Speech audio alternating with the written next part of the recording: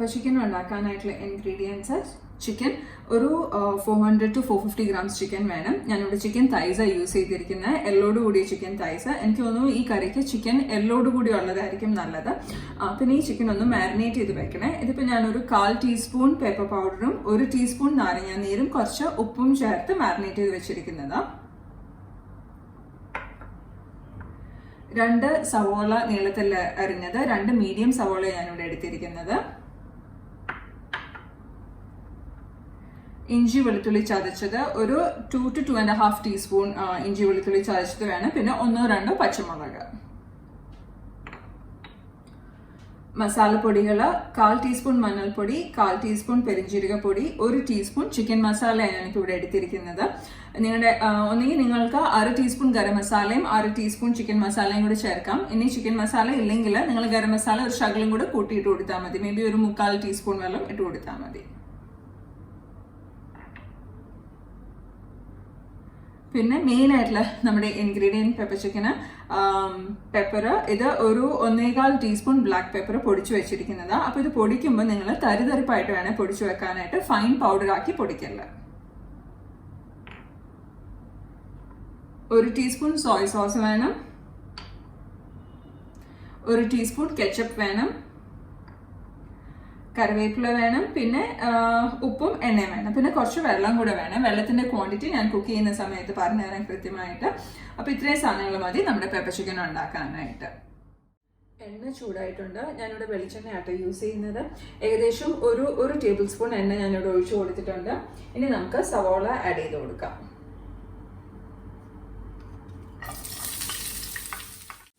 പിന്നെ ഈ സവോള ഒന്ന് കുക്ക് ചെയ്തെടുക്കണം. ഇത് നല്ലൊരു ഗോൾഡൻ ബ്രൗൺ കളർ ആവുന്ന വരെ വേണം നമുക്ക് കുക്ക് ചെയ്യാനായിട്ട്.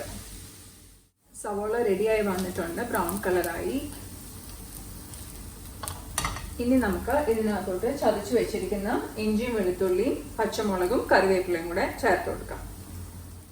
ഇഞ്ചിയും വെളുത്തുള്ളിയും പച്ചമുളകും എല്ലാം സവോളയായിട്ട് നന്നായിട്ട് നമ്മളിപ്പോൾ ഇളക്കി ചേർത്തിട്ടുണ്ട്. ഇനി ഇതൊരു 3-4 മിനിറ്റ് ചെറിയ തീയിൽ വെച്ച് അതിന്റെ പച്ചമണം മാറുന്നത് വരെ ഒന്ന് കുക്ക് ചെയ്തെടുക്കാം. ഇഞ്ചിയും വെളുത്തുള്ളിയും എല്ലാം കുക്കായിട്ട് അതിന്റെ പച്ചമണമൊക്കെ മാറിയിട്ടുണ്ട്. അപ്പൊ ഇനി അടുത്തത് നമുക്ക് മസാലപ്പൊടികളും കുരുമുളകും ചേർത്ത് കൊടുക്കണേ.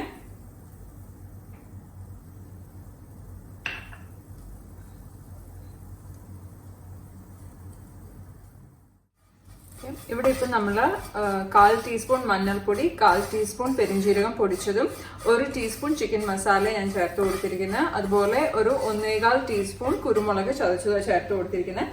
ചതച്ച കുരുമുളക് ഞാനൊരു ശകലം മാറ്റി വെച്ചിട്ടുണ്ട്. ലാസ്റ്റ് നമ്മൾ ചിക്കൻ കുക്കായി കഴിഞ്ഞ ശേഷം ഒന്നും കൂടി ചേർത്ത് കൊടുക്കാനായിട്ട്, എരിവ് നോക്കിയിട്ട്. ഇനി ഒരു 2-3 മിനിറ്റും കൂടെ നമുക്ക് ചെറിയ തീയിൽ വെച്ചിട്ട് കുക്ക് ചെയ്യാം. ഈ മസാലപ്പൊടികളുടെയൊക്കെ പച്ചമണം ഒന്ന് മാറി കിട്ടി എണ്ണ തെളിയാനായിട്ട്. മസാലപ്പൊടിയെല്ലാം നന്നായിട്ട് കുക്ക് ചെയ്തു.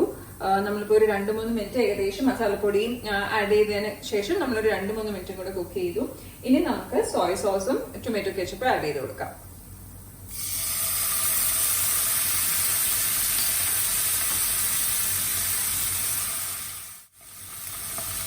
ഇനി ഇതൊന്ന് നന്നായിട്ട് മിക്സ് ചെയ്ത് കൊടുക്കണേ.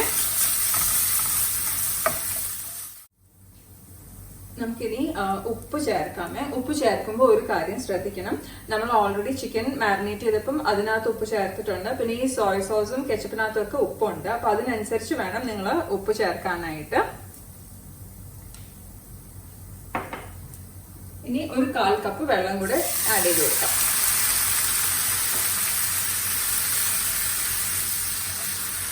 ജസ്റ്റ് ഇതെല്ലാം കൂടെ ഒന്ന് നന്നായിട്ട് മിക്സ് ചെയ്ത് വരാനായിട്ട് നമ്മൾ ഈ വെള്ളം ചേർത്ത് കൊടുത്തിരിക്കുന്നത്.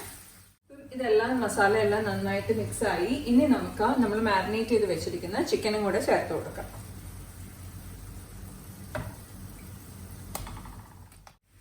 ഇനി ഈ ചിക്കനും മസാല എല്ലാം കൂടെ ഒന്ന് നന്നായിട്ട് ഇളക്കിയിട്ട് ചിക്കൻ മസാലയിൽ പൊതിഞ്ഞിരിക്കുന്ന മാതിരി ഒന്ന് മിക്സ് ചെയ്തെടുക്കാം. ചിക്കനും മസാല എല്ലാം കൂടെ നന്നായിട്ട് നമ്മൾ മിക്സ് ചെയ്ത് വെച്ചു. ഇനിയിപ്പോൾ ഈ ചിക്കന് കളർ മാറി തുടങ്ങിയില്ലേ, അപ്പോഴത്തേക്ക് നമുക്ക് ഒരു 1/2 കപ്പ് വെള്ളം കൂടെ ചേർത്ത് കൊടുക്കണേ. ഒരു 1/2 കപ്പ് വെള്ളം ഇപ്പം നമ്മൾ ആഡ് ചെയ്ത് കൊടുത്തു. അത് കഴിഞ്ഞിട്ട് ഇതെല്ലാം കൂടെ ഒന്ന് നന്നായിട്ട് മിക്സ് ചെയ്തു. ഇനി നമുക്ക് ആ വെള്ളം ഒന്ന് തിളപ്പിക്കണം. വെള്ളം നന്നായിട്ട് തിളച്ചു വന്നിട്ടുണ്ട്. അപ്പോൾ ഇനി നമുക്ക് തീ കുറച്ച് കൊടുക്കാം. എന്നിട്ട് ഇത് അടച്ചു വെച്ചിട്ട് ഒരു 20 to 25 മിനിറ്റ്സ് നമുക്ക് വേവിച്ചെടുക്കാം. ഇടയ്ക്ക് ഒന്ന് ഇളക്കി കൊടുക്കണേ. ചിക്കൻ അടച്ചു വെച്ച് വേവിച്ചിട്ട് ഇപ്പൊ ഏകദേശം 20 മിനിറ്റ് കഴിഞ്ഞു. ഒരു 1/4 വേവായി. ഇനി കുറച്ചും കൂടെ വേവാനുണ്ട്. അപ്പൊ അത് നമുക്ക് ബാക്കി അടച്ചു വെച്ച് ഫുള്ളായിട്ട് വേവിച്ചെടുക്കാം. നമ്മുടെ പെപ്പർ ചിക്കൻ ഇവിടെ റെഡി ആയിട്ട് വന്നിട്ടുണ്ട്. ഇതിപ്പോ ഞാൻ ഓൾമോസ്റ്റ് ഒരു 28 മിനിറ്റ്സ് കുക്ക് ചെയ്ത് കാണും. മസാലയെല്ലാം പെരണ്ട് ചിക്കനിൽ നന്നായിട്ട് പിടിച്ച് ചിക്കന്റെ കളറൊക്കെ നല്ലൊരു ഡാർക്ക് ബ്രൗൺ കളറായി കാണാമല്ലോ അല്ലേ. ഇനി ഇതിനകത്തോട്ട് നമുക്ക് കുറച്ച് കറിവേപ്പിലയും പിന്നെ നമ്മൾ ആദ്യം മാറ്റി വെച്ചിരുന്ന കുറച്ച് ചതച്ച കുരുമുളകില്ലേ അതും കൂടെ ഒന്ന് വെതറി കൊടുക്കാം. ചിക്കൻ റെഡി ആയിട്ടുണ്ട്. ഇപ്പൊ നമ്മൾ ലാസ്റ്റ് കുറച്ച് കറിവേപ്പിലയും അതുപോലെ തന്നെ പൊടിച്ചു വെച്ചിരുന്ന ആ കുരുമുളക് ബാക്കി ഉണ്ടായിരുന്നതും കൂടി ചേർത്ത് കൊടുത്തു.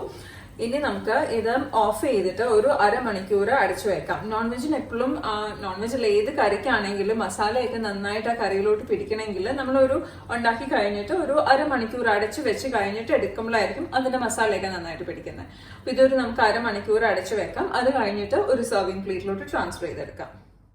സോ നമ്മുടെ പെപ്പർ ചിക്കൻ റെഡി ആയിട്ടുണ്ട്. അപ്പം മസാലയെല്ലാം നന്നായിട്ട് പൊതിഞ്ഞ് കാണാൻ തന്നെ നല്ല ഭംഗിയുണ്ട്. എനിക്ക് പൊതുവെ ഇങ്ങനെ നല്ല ഡാർക്ക് കളറായിട്ടിരിക്കുന്ന ചിക്കനും എന്താ ബീഫ് എന്താണെങ്കിലും നോൺ വെജ് അങ്ങനെ കാണുമ്പോൾ തന്നെ എനിക്ക് കഴിക്കാനായിട്ട് ഇങ്ങനെ ഒരു കൊതി വരും. അപ്പോൾ അതാണ് എനിക്കൊരു കളർ ഇഷ്ടപ്പെട്ടു. നന്നായിട്ട് ഇരിപ്പുണ്ട്. പിന്നെ ഇതിന് ഞാനിപ്പോൾ ടേസ്റ്റ് ചെയ്ത് നോക്കിയപ്പോൾ പെപ്പറിന്റെ ടേസ്റ്റ് ഒക്കെ നല്ലപോലെ ഉണ്ട്. പിന്നെ നിങ്ങൾ സെർവ് ചെയ്യുമ്പോഴത്തേക്കും ഇല്ല ഇത് സവോളയുടെയും നാരങ്ങയുടെയും കൂട്ടത്തിൽ സെർവ് ചെയ്യാനായിട്ട് നോക്കണേ. ആ നാരങ്ങ നമ്മൾ ഫ്രഷ് ആയിട്ട് പിഴിഞ്ഞൊഴിക്കുമ്പം അതിന് വേറൊരു ഫ്ലേവറും കൂടെ ആഡ് ചെയ്യുമ്പോൾ നല്ലൊരു ടേസ്റ്റാണ്. പിന്നെ ഇത് ചോറിന്റെ കൂട്ടത്തിൽ പോകാം, കഴിക്കാൻ നല്ലതാണ്. പിന്നെ ചപ്പാത്തിയുടെ പൊറോട്ടയുടെ കൂട്ടത്തിൽ നല്ലതാണ്. അല്ലെങ്കിൽ ചുമ്മാ സ്റ്റാർട്ടറായിട്ട് തന്നെ തിന്നാനായിട്ടും നല്ലൊരു ഡിഷാണ്. അപ്പൊ എന്തായാലും ഉണ്ടാക്കി നോക്കണം. ഉണ്ടാക്കി നോക്കിയിട്ട് നിങ്ങളുടെ ഫീഡ്ബാക്കും കമന്റ്സും ഒക്കെ ഷെയർ ചെയ്യണം. Okay, thank you.